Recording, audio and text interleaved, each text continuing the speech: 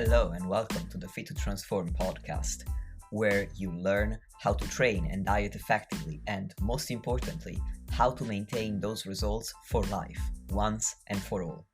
I'm Nikias Tomasiello, a transgender training and nutrition coach working online with anyone who's ready for a true lifestyle transformation, anywhere they may be in the world. As a friendly reminder, any and all information provided is for educational purposes only. You should consult with your doctor before implementing any changes to your diet and exercise program. With that disclaimer out of the way, thank you for being here. Now grab yourself a cup of tea or pre-workouts and enjoy. Yo, welcome back to the podcast. In today's solo episode, I want to answer this question. Why is it that you can no longer be consistent with your fat loss diet? And the reason why I put emphasis on no longer is that the phenomenon that I'm going to talk about will apply to people who have been dieting for a sizable amount of time, at least weeks, usually months, and have been consistent and have been seeing results. If, on the other hand, you've only just started, and the reason why you've not been super consistent lately is that you've lost the initial drive that comes with starting a new experience, then this phenomenon is unlikely to apply to you. Now, the phenomenon I'm talking about is often referred to in the fitness community as diet fatigue. And in my experience, it takes place when one or more of the next three factors are in place. The first factor is that you've been dieting, as I said, for multiple weeks, if not months. The second factor is that you've lost a sizable amount of weight. And the third factor is that you're close to or usually below what's called your lower body weight or body fat set point. And I am going to talk a little bit more about the second factor and the third factor to clarify certain aspects. So, as I mentioned, the second factor is that you have lost a sizable amount of weight. And I want to clarify what I mean by sizable. To give you a reference, when dietitians or physicians set a weight loss target for people with obesity, for whom it's very important to lose body fat for health reasons, this target is usually 5 to 10% of their initial body weight, because it's been found in research that losing this much, this 5 to 10%, is enough to see significant improvements in a lot of health markers. So while 5 to 10% might not sound like much if you're not aware of this, it's actually a pretty sizable chunk of weight to lose in a single fat loss phase. Now, I'm not saying that as soon as you've lost 5% of your body weight, you need to start worrying about diet fatigue. I don't want you to nocebo yourself into thinking that once you approach a certain body weight milestone, then you need to be concerned. Because diet fatigue is very, very individual. It depends on your body fat set point, which I'll talk about in a minute. It also depends upon your starting point. So if you start quite lean already, you are likely to experience diet fatigue at around the 5% weight loss mark, much more so than somebody who is far less lean than you. In their case, they might be able to lose 10% of their body weight and only then experience diet fatigue. However, as a general rule of thumb, once you've lost in the realm of 5 to 10% of body weight and you experience the symptoms that I'm going to talk about later, then that's likely a sign that you are suffering from diet fatigue. Finally, the third factor that I've mentioned is that you're close to or actually below your lower body fat set point. And what I'm referring to here is a model proposed by Speakman in 2011. And I'm going to put a link to the actual scientific paper in the show notes. And this model is called the dual point intervention model. And it posits that there are 2 points, an upper point and a lower point, that define a range within which your body doesn't oppose a very strong resistance to either fat loss or muscle gain. So, what that means is that as long as you are above your lower intervention point, then you are going to lose body fat and you are going to incur some metabolic adaptation, which is normal, but it's not going to be so much that you are going to have to make a huge effort to overcome this metabolic adaptation in order to continue losing body fat. And metabolic adaptation is the process that your body goes through to become more efficient at using energy. When you have plenty of excess energy, your body is much more liberal with expanding it. So, for example, if you walk for an hour, you might expend, random example, 100 calories when you have plenty of excess energy going around.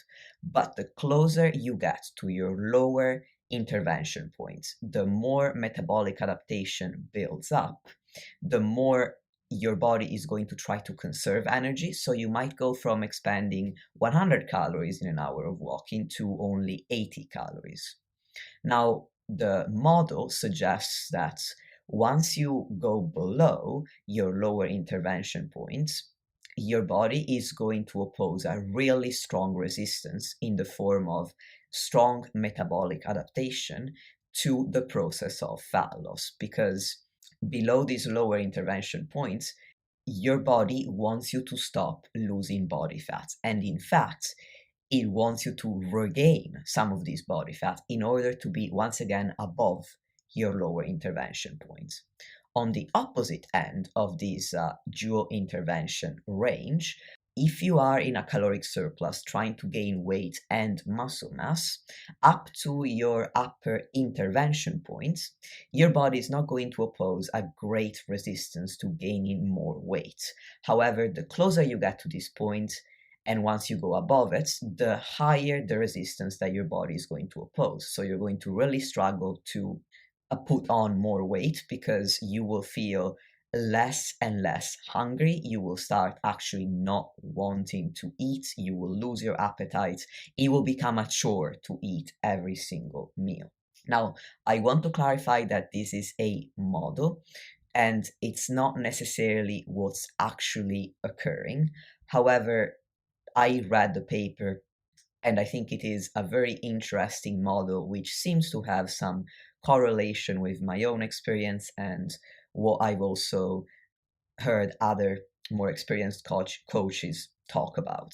So I think there is merit in this model, at least, or rather, especially as it pertains to the lower intervention point, because there's also other research that shows that the body seems to oppose a stronger resistance, so a higher level of metabolic adaptation to fat loss than to fat gain, which would make sense because we have an obesity epidemic. So it's clearly easier to gain body fat than it is to lose it.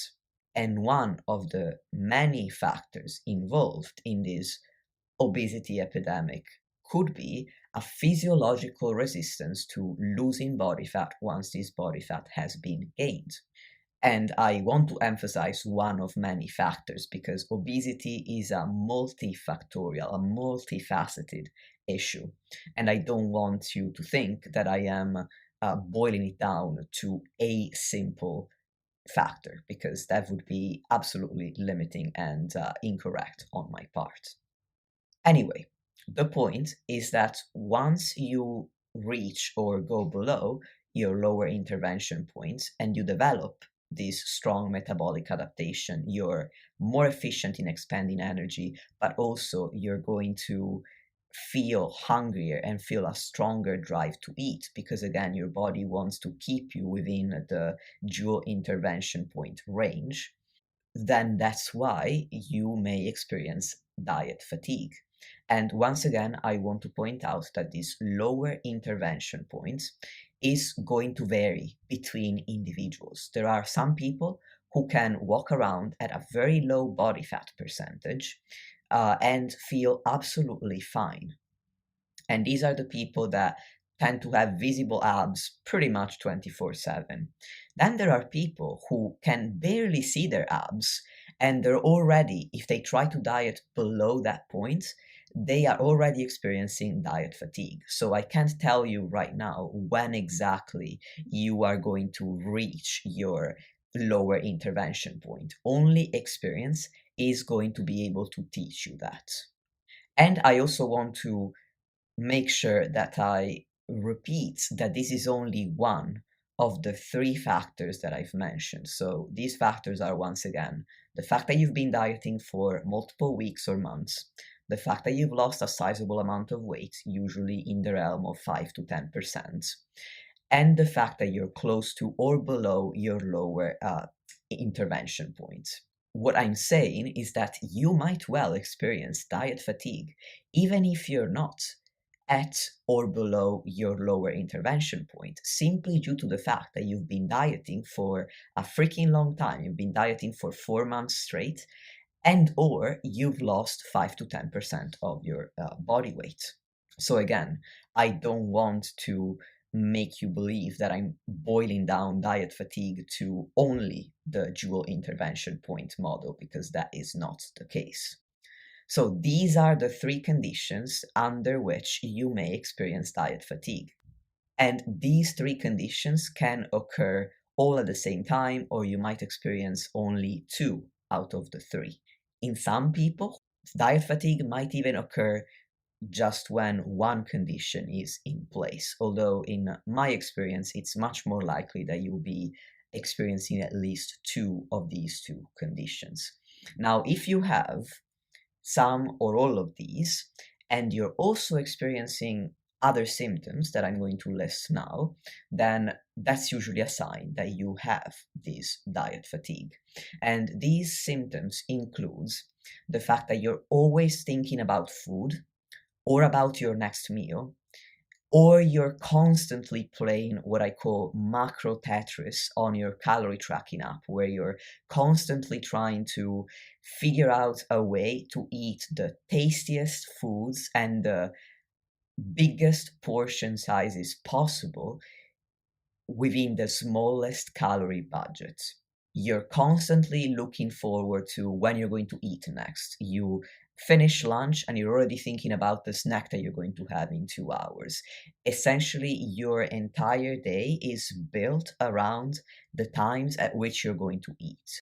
And I'm not saying that you shouldn't follow a regular meal schedule. I made an entire podcast about the importance of having a regular meal schedule. So, of course, that's not what I'm saying. And if you want to listen to that podcast, that would be episode 48, A Comprehensive Guide to Meal Planning and Prepping. What I'm saying is that you are consumed by thoughts of the next meal on your schedule. In addition to that, you might find yourself being hungrier than usual and or more irritable and moodier than usual. So essentially you are hangry, as people would say. You're more tired and fatigued in general, and training feels like a chore or a battle. Every time you have to go to the gym, you're like, oh my God, I've got to go and destroy myself again. It becomes harder to focus because of this hunger, because of this moodiness, and because you're always thinking about food. Sleeping can also become more difficult. You might find that falling asleep is harder, or that you're waking up more often at night, you're being unable to fall back asleep, or you're waking up earlier than usual and you can't fall asleep anymore. You're more stressed or more anxious. And as I said at the beginning, sticking to your diet becomes more and more difficult. You might have been really consistent up to this point, and now you find yourself out of control around food. Food that before you could consume in moderation or that you could simply stay away from if that's your choice, now becomes essentially irresistible.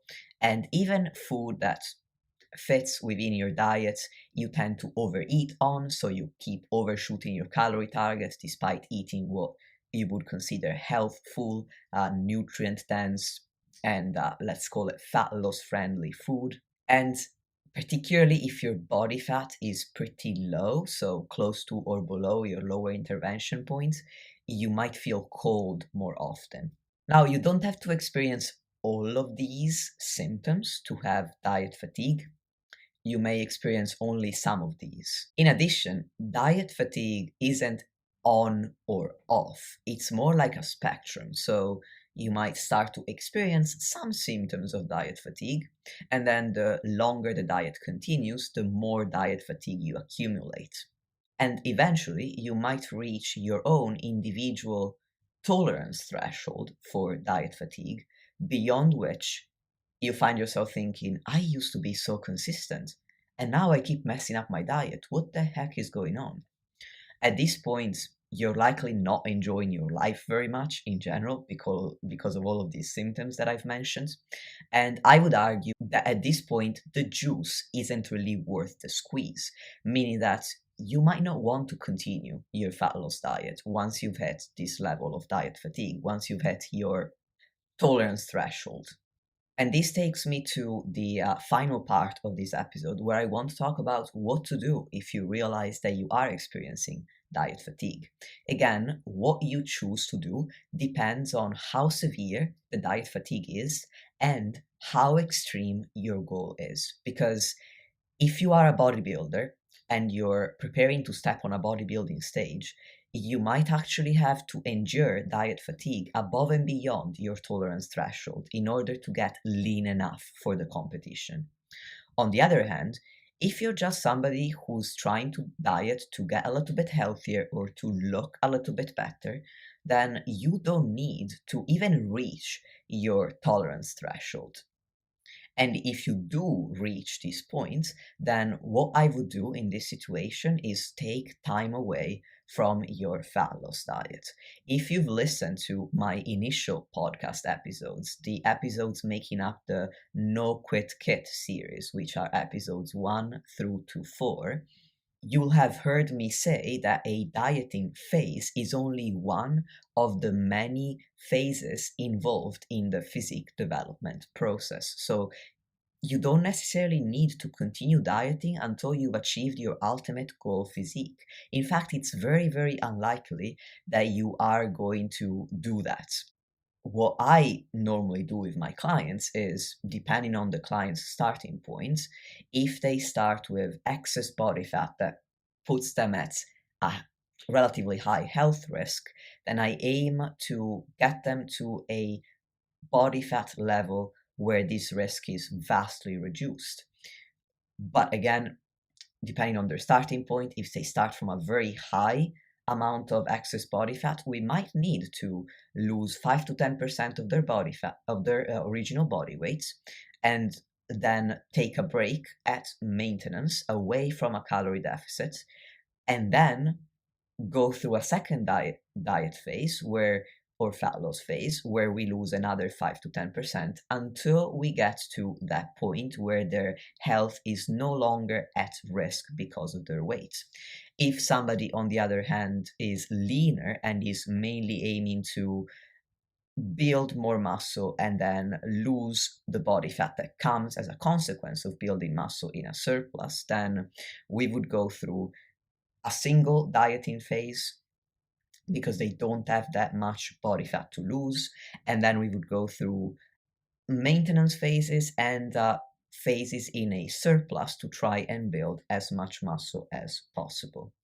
Whichever your starting point, however, if you have reached or have overshot your tolerance threshold for diet fatigue and you're not dieting for an extreme sport, then you do need to take, in my opinion, some time away from a calorie deficit. You would want to return to at least maintenance calories and spend enough time either maintain your weight or in a caloric surplus, that these symptoms of diet fatigue dissipate.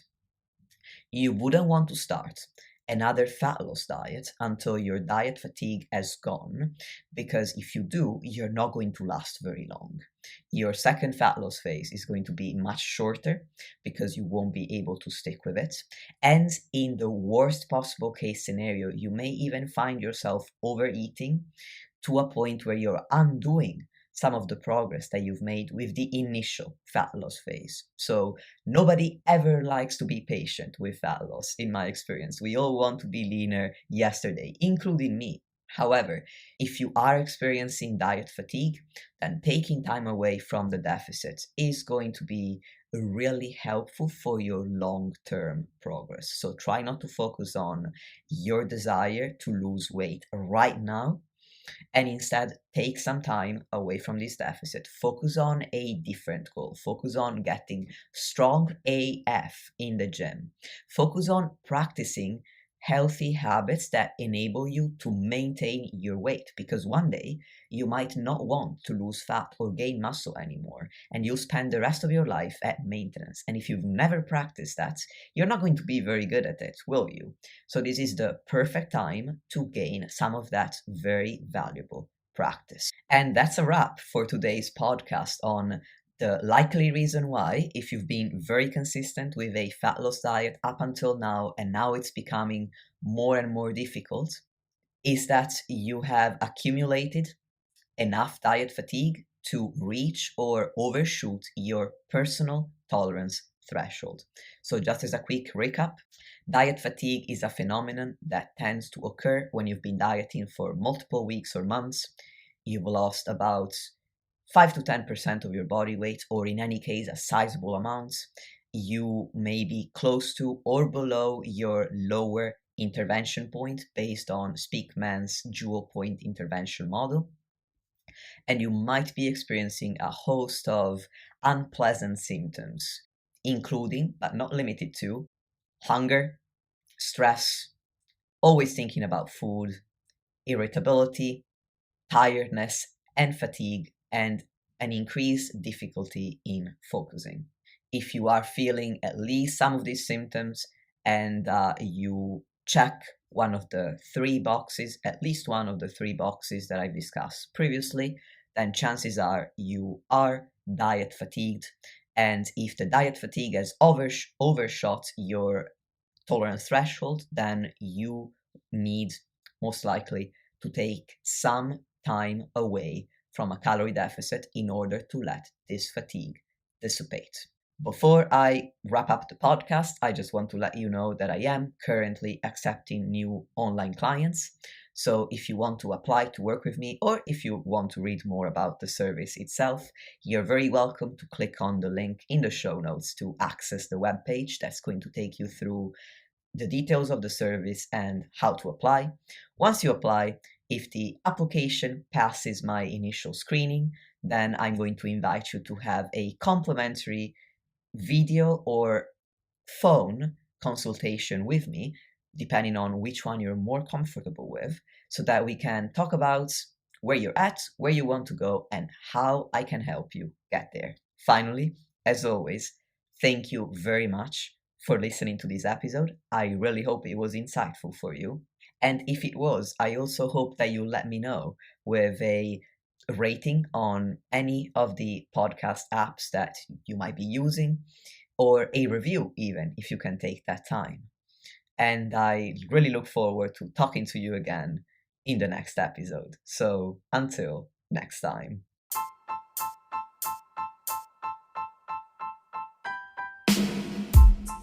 Lastly, if you want to support the podcast and help me reach more people, please leave a 5-star rating or review on any podcast platform that you're using. Thank you very much for listening, and I'll speak to you soon.